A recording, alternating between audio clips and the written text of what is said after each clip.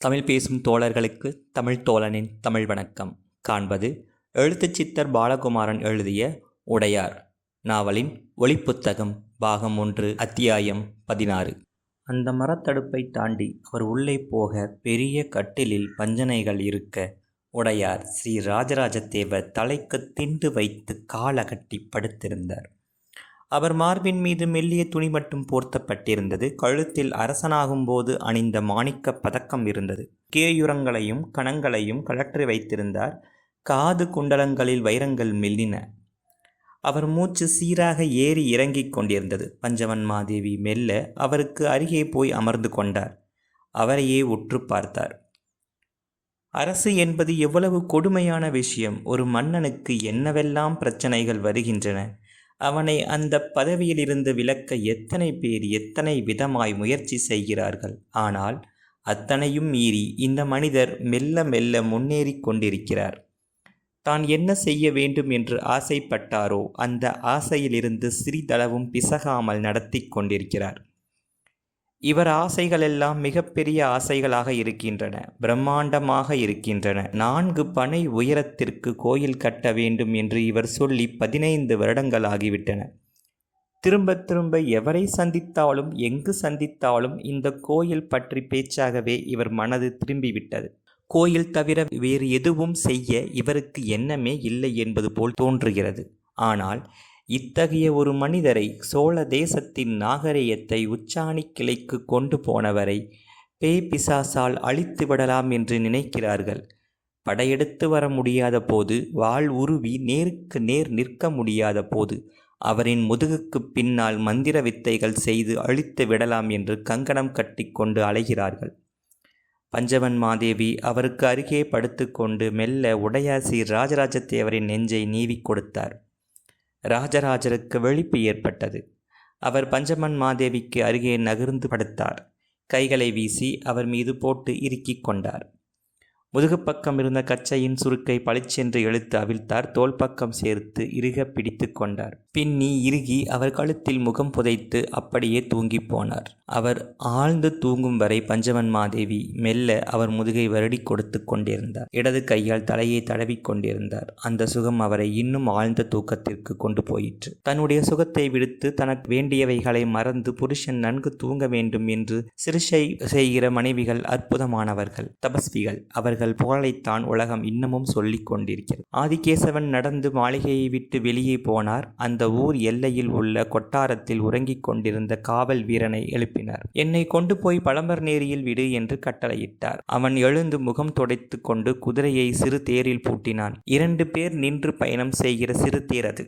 உட்கார்ந்தால் குதிரைக்கு எடை கூடி கஷ்டமாக இருக்கும் என்பதால் கால் பரப்பி அருகே இருக்கிற மூங்கில் பிடித்து நின்று கொண்டே வருவார்கள். ஒருவர் தாராளமாக ஓட்டிக்கொண்டு வரலாம், இருவர் எளிதாக பயணம் செய்யலாம். சில சமயம் இம்மாதிரி தேரில் 3 அல்லது 4 பேர் கூட ஏறுவதுண்டு. நல்ல குதிரை பூட்டி 2 பேர் ஏற அந்த குதிரை வெகு விரைவில் குறிப்பிட்ட இடத்தை அடைந்துவிடும். அவர் பழமர்நேரியை கால் நாளிகையில் அடைந்தார். குதிரைக்காரனுக்கு காசு கொடுத்தார். வீடு நோக்கி நடந்தார். வீட்டை அடைந்து கதவு தட்டினார். குமுதினி கதவு திறக்க உள்ளே போய் முற்றத்தில் இறங்கி கை கால் அலம்பி முதுகு முழுவதும் ஜலம் அடித்து தெளித்து கொண்டு இடுப்பு வேட்டியை உருவி போட்டு தலைக்கு தண்ணீர் தெளித்து மறு வினாடியே உடைமாற்றி பல் தேய்த்து உலர்ந்த துண்டால் முகம் தலை எல்லாம் துடைத்து சிகையை பிரித்து விட்டு கொண்டு மறுபடி திருமண் எழுதி இடுப்பு வேட்டியை சரசரவென்று மடித்து கட்டி கொண்டு மேல் துணியை இடுப்பில் இறுக்கிக் கொண்டு வீட்டின் அடுப்பு தளத்தில் நடுப்புறத்தில் படுத்திருக்கும் பிரம்மராயருக்கு அருகே போய் நின்றார். பிரம்மராயர் எழுந்து உட்கார்ந்ததும் அவரை சாஷ்டாங்கமாய் விழுந்து நமஸ்கரித்தார். ஆதிகேசவன் உட்கார். பிரம்மராயர் கை காட்ட ஆதிகேசவன் பிரம்மராயருக்கு அருகே உட்கார்ந்தார். என்ன ராஜராஜி எதற்கு வந்திருக்கிறாள்? பிரம்மராயர் கேட்டார். மிக மிக முக்கியமான தகவல் கொண்டு வந்திருக்கிறாள், ஆதிகேசவன் பதில் உரைத்தார். அப்படியா? அதை என்னிடம் சொல்லவில்லையே. யாரிடம் சொன்னாள்? மன்னரிடம் வழியில் பேசினாளா?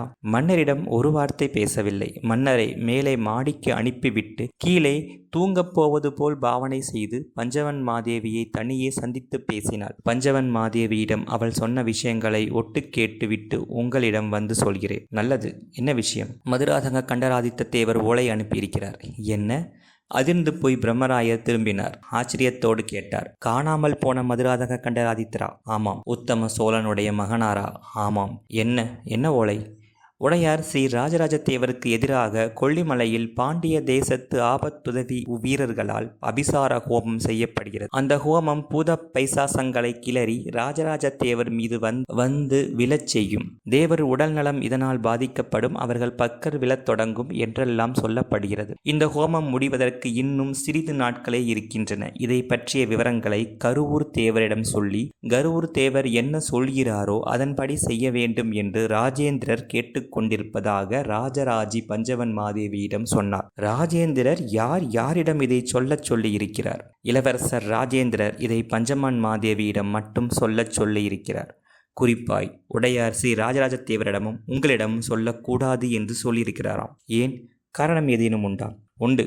உங்களிடம் சொன்னால் நீங்கள் மறு வினாடியே இதை உடையார் ஸ்ரீ ராஜராஜ தேவரிடம் தெரிவித்து விடுவீர்களாம். உடையார் ராஜராஜ தேவர் இதை நம்பாமல் சிரித்துவிட்டு புறந்தள்ளி விடுவாராம். ஏதேனும் செய்ய முற்பட்டால் செய்யக்கூடாது என்று சொல்லி விடுவாராம். எனவே இந்த மாதிரி விஷயங்களை அவரிடம் எடுத்துக்கொண்டு போவதில் நியாயமில்லை. எனவே இந்த பிரச்சனையை தீர்க்கக்கூடிய ஒரே ஒரு மனிதர் கருவூர் தேவர் என்பதால் அவரிடம் சொல்லி இதை எப்படி சமாளிப்பது என்பதை தெரிவிக்கும்படி கேட்டுக்கொண்டிருக்கிறார். கருவூர் தேவர் என்ன கட்டளை இடுகிறாரோ அதே விதமாக செய்ய ராஜேந்திரர் சித்தமாக இருக்கிறார். ஹோமம் எத்தனை நாட்களாக நடைபெறுகிறது? கிட்டத்தட்ட 5 மாதங்களாக நடைபெறுகிறது. 6வது மாதம் இந்த ஹோமம் பூர்த்தியாகிவிடும் என்று சொல்கிறார்கள். அபிசாரத்தில் பல விதமான ஹோமங்கள் இருக்கின்றன. இவர்கள் எந்த விதமான ஹோமம் செய்கிறார்கள்? ஏதேனும் தகவல் உண்டா? அது பற்றியும் ராஜராஜி பஞ்சவன் மாதேவியிடம் பேசினாள். வழமிளகாயையும் மாமிசங்களையும் மதுக்குடங்களையும் நடுநிசையில் ஹோமகுண்டத்தில் சொரிந்து அதர்வன வேதத்தை உரத்துச் சொல்லி ஆடுகிறார்களாம். அப்படியா? உடையார் ஸ்ரீ ராஜராஜ தேவர் போல பதுமை செய்து வைத்திருக்கிறார்களாமாம். இல்லை, அப்படி ஒரு தகவலை ராஜராஜி சொல்லவில்லை. சரி, இதற்கு பஞ்சவன் மாதேவி என்ன சொன்னார்? எந்த பதிலும் சொல்லவில்லை. இதை கேட்டதும் நான் திடுக்கிட்டு சரிந்து விட்டேன். என்னை தேடுவதற்காக மூங்கில் களியை உருவி 4 பக்கமும் வீசி எறிந்தார். என் மீது படாத பாரு நான் உட்கார்ந்தபடி எதிர் திசைக்கு போய்விட்டேன். அவர் தனக்கு பின்பக்கம் ஆள் இருப்பார் என்று நம்பிக்கொண்டு இடம் மாற்றி உள்ளே போய்விட்டார். இன்னும் அமைதியாக இருந்து விஷயங்கள் கேட்டு வந்திருக்கலாம். ஒரு ஒற்றன் தான் இப்படி அறியும் செய்தியை பற்றி திடுக்கிடுதல் கூடாது. அதிர்ச்சியை வெளிக்காட்டிக் கொள்ளல் கூடாது. உனக்கு நல்ல பழக்கங்கள் பயிற்சிகள் இருந்தும் முக்கியமான நேரத்தில் சரிவர செய்ய முடியாமல் போகிறது. அடிக்கடி இம்மாதிரி விஷயங்களில் உன்னை நீ ஈடுபடுத்தி கொள்ள வேண்டும். வெறும் அந்தணனாகவே நீ உலவி வருகிறாய். முக்கியமான நேரத்தில் உன்னை வெளிக்காட்டிக் கொண்டிருக்கிறாய். அதனால் செய்தியின் தொடர்ச்சி பளிச்சென்று அறிந்துவிட்டது பார். மென்மையாக ஆதிகேசவனை பிரம்மராயர் கடிந்து கொண்டார். ஆதிகேசவன் பதில் பேசாதிருந்தார். ஆதிகேசவனுக்கு நேர் பின்னே குமுதினி சகலமும் கேட்டுக்கொண்டிருந்தாள். வேண்டுமானால் நான் உணவு வகைகளை எடுத்துக்கொண்டு பஞ்சவன் மாதேவியை போய் பார்த்து வரட்டுமா? குமுதினி கேட்டாள். செய்யலாம். உடனே செய்தால் அவருக்கு சந்தேகம் உண்டாகும். வேறு ஏதேனும் சரியான காரணம் கண்டுபிடிக்கலாம். அந்த ஓலை மதுராந்தகருடைய ஓலைதான் என்பது ராஜேந்திரருக்கு எப்படி தெரியும்? ஓலை கொடுக்கப்பட்டதா? பிரம்மராயர் ஆதிகேசவன் பக்கம் திரும்பி கேட்டார். இல்லை, ஓலை கொடுக்கப்படவில்லை. ஓலையின் பிரதியும் கொடுக்கப்படவில்லை. ஓலையில் உள்ள விஷயங்கள் மட்டுமே சொல்லப்பட்டன. ஆதிகேசவன் சொன்னார். எந்த இடத்தில் அபிசார ஹோமம் நடக்கிறது என்று சொன்னாய்? கொல்லிமலையில். சரி, இது சாதாரணமாக நினைக்கக்கூடிய விஷயம் இல்லை. உடையார் ராஜராஜ தேவர் என்ன செய்து கொண்டிருக்கிறார்? அவர் மாளிகை போன உடனேயே மேல்தளத்திற்கு போய் அறையில் நுழைந்து விட்டார். இதை என் கண்ணால் பார்த்தேன். அலுப்பாக இருக்கிறது என்று பஞ்சவன் மாதேவியிடம் சொன்னார். நடுநிசி வரைக்கும் உழைத்திருக்கும் மன்னருக்கு அலுப்பாகத்தான் இருக்கும். மற்றபடி மன்னரிடம் வேறு ஏதேனும் மாற்றம் உண்டா? ஏதுமில்லை. மன்னர் கம்பீரமாக தெளிவாக இருக்கிறார். நல்லது. ராஜராஜி என்ன செய்து கொண்டிருக்கிறார்? ராஜராஜியும் உறங்கப் போய்விட்டாள். பஞ்சவன் மாதேவி உறங்கிவிட்டாரா? அவர் அரண்மனையின் மேல்தளத்திற்கு போய் அரசர் இருக்கின்ற அறைக்குள் நுழைவதையும் பார்த்துவிட்டுத்தான் வந்தேன். நல்லது. சகலரும் ஓய்வெடுக்கட்டும். நாம் கிளம்புவோம். பிரம்மராயர் அவசரமாக எங்கோ கிளம்புவதற்கு ஆயத்தமானார். ஆதிகேசவன் குழப்பமானார். நன்றி.